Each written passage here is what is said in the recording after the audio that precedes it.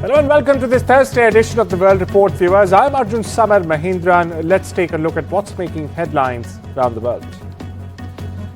New Delhi today is turned into the very center of global diplomacy as Vladimir Putin is landing for his first India visit in years together, viewers. Now, this Modi-Putin summit is not just about ceremony, it's not just ceremonial, it's about recalibrating a decades-old partnership for today's reality. Now at the very top of the table lies defense. India is in fact looking to push its modernization drive all the way from exploring the S-500 missile shield to do more clarity on the Su-57 5th-gen fighter program.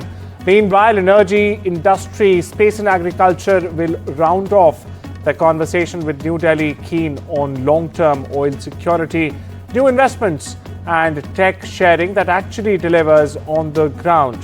Meanwhile, civil nuclear cooperation and counter-terror coordination will also get a fresh push. Meanwhile, my colleague Vishal Vivek joins us from Bharat Mandapam in national capital Delhi. Vishal, what's the sense of anticipation that's building? What are the security arrangements that have taken place, and what can we expect over the next 2 odd days or so? Well, Arjun, Delhi has turned into a fortress. I am at one of the places where Vladimir Putin, the Russian president, is set to visit tomorrow. I'm right now at Bharat Mandapam, and I'll show around what kind of arrangements have been done to welcome Mr. Putin. Today also we have a set of programs. You can see it says sell to Russia, new opportunities for Indian businesses. That is one of the main points of contention when Russian president meets our Prime Minister Modi, that the skilled workers that are lacking on the Russian side, they could be they could be attracting more Indian workers now because they lack the skilled workers component on the Russian side. That is where the business leaders from across the globe, mainly from Russia, they have congregated. I'll show you what kind of arrangements have been done. This convention hall has at least 1,000 occupants, at least 500 occupants at the moment. They've all gathered here from across India, and they are all waiting for the top Russian ministers who would be here any moment. It would be a long session. They would be, talking about several things that we have already talked about, such as, investments in Indian companies.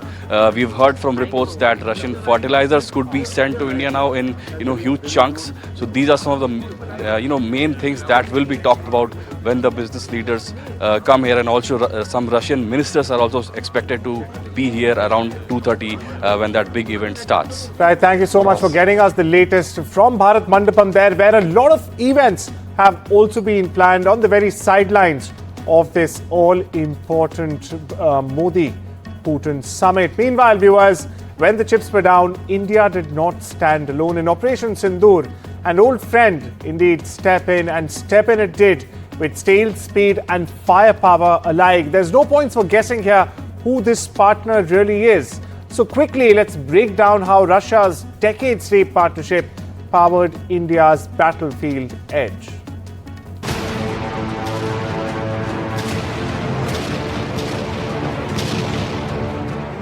When the storm hit Delhi, Moscow didn't blink.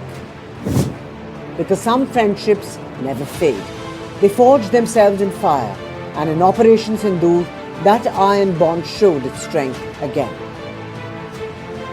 Russia, India's all-weather friend, a partnership older than most of the systems it built.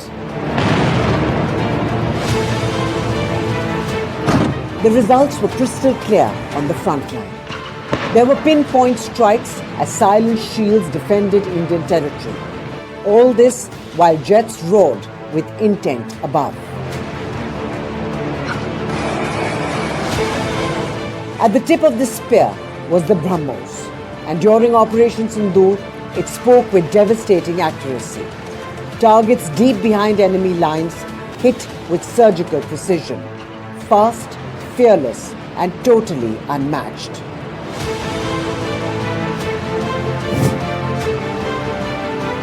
Above the battlefield, another giant stood guard. The S-400, a shield of radars, a wall of electronic eyes, drones and incoming threats intercepted, blinded forced to turn back or be turned to scrap metal. And then came the Sukhois, the aircraft India knows as its own. Russian by origin and Indian by production, their strikes were sharp and decisive. But the story runs deeper than one operation, from historically being buyer and seller to now becoming co-creators. Manuals have transformed into shared blueprints and imports into joint technology. BrahMos proved it, the S-400 underlined it, and Sukhoi has stamped it. New collaborations are reinforcing it. And now the leaders meet again in New Delhi with the message as clear as daylight. This bond is no fair weather friendship. It's tested, trusted, and has been hardened by the sands of time. While Operation Sindoor will be remembered for its precision, it will also be remembered for a partnership that has held strong for decades together.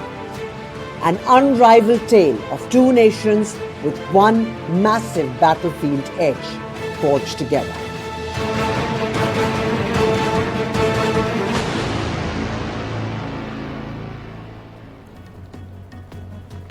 Over in Washington, viewers, Donald Trump now says his advisors believe Vladimir Putin wants to end the war with Ukraine.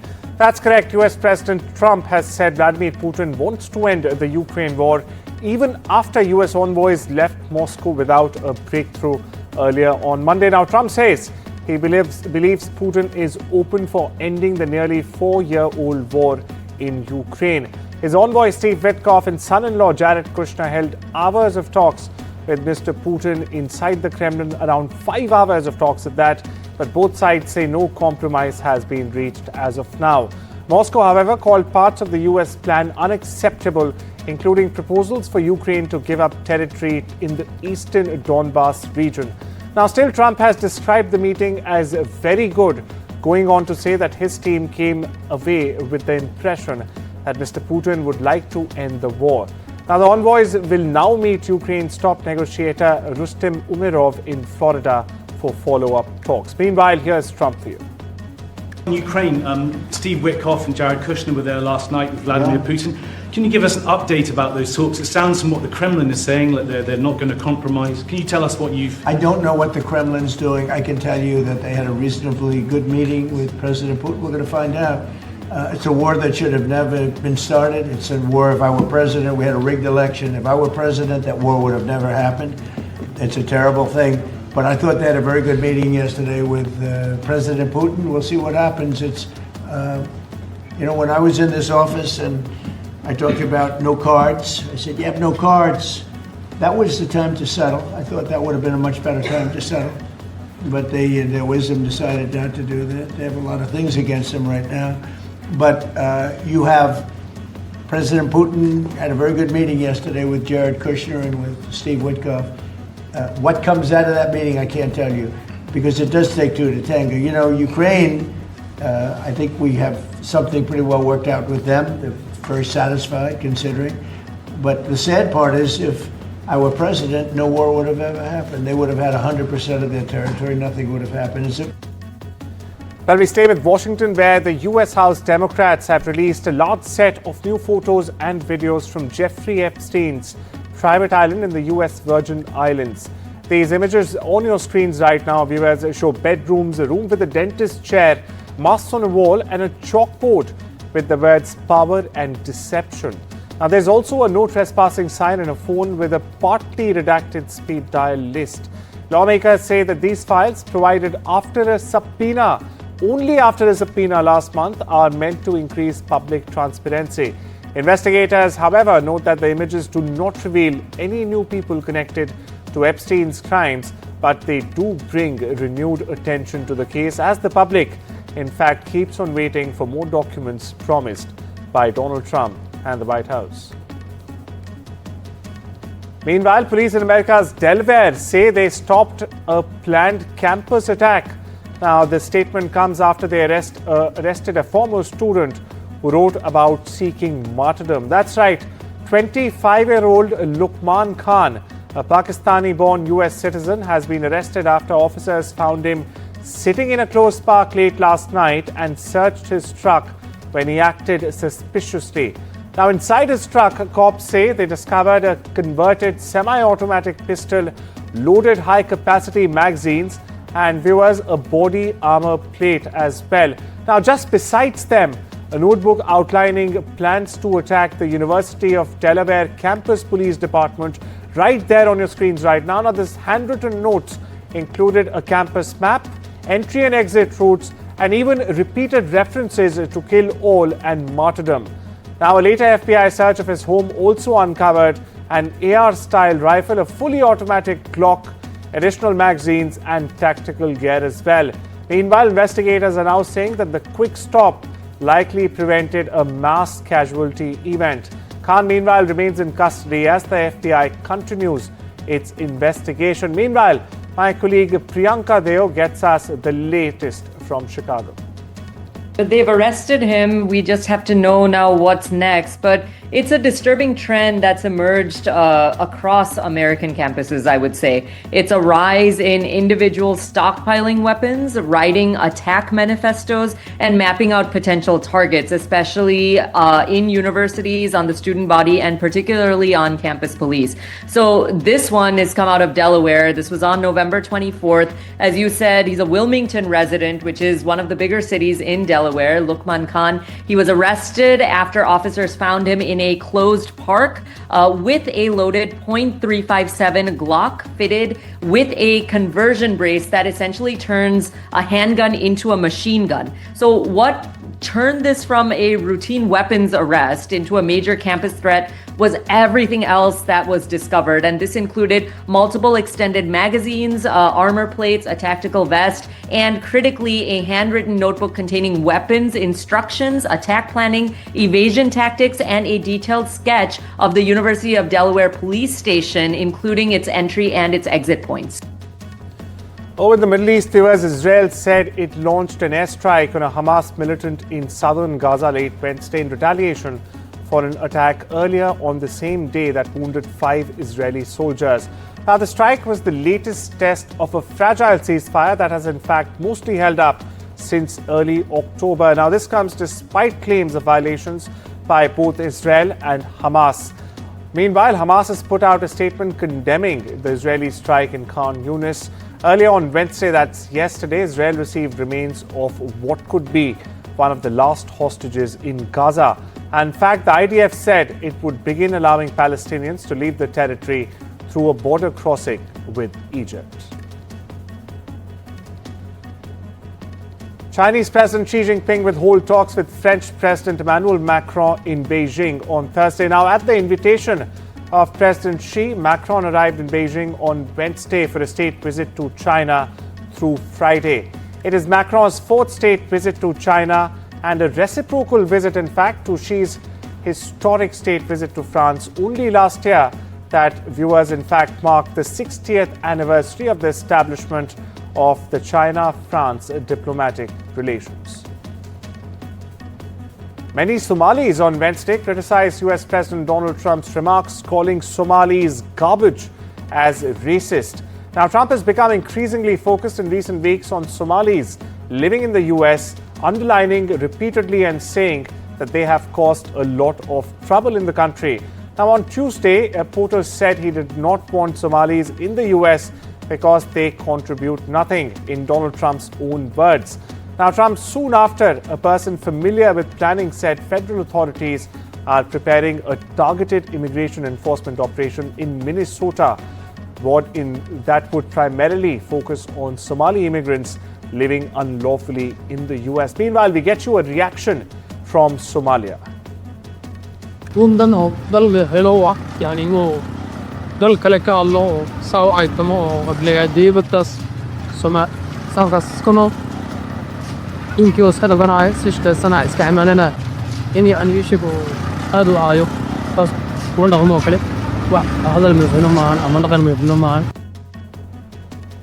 Over the Far East, viewers, the 2025 Dragon and Lion Lantern Parade was held in Jinghua Autonomous County. It's central China, Hunan's province, to celebrate the country's 70th anniversary on Wednesday evening. Now, 70 teams have showcased various Yao ethnic groups' traditional dragon lanterns in a single parade, creating a festive atmosphere. Now, the Autonomous County is the county with the largest Yao population in China, for perspective.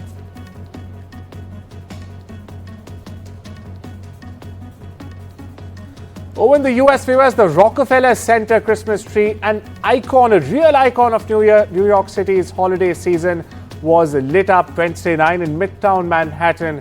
Now, this as crowds wearing Santa hats and Christmas light necklaces cheered on.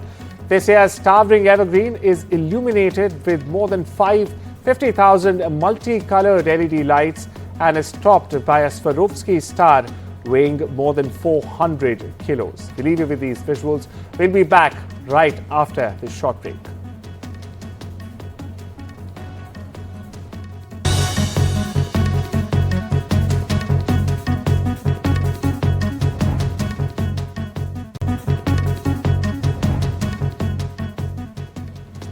Welcome back, viewers. Now, despite shifting global alliances and rising geopolitical headwinds, India's ties with Russia are not just steady, they're expanding and expanding fast.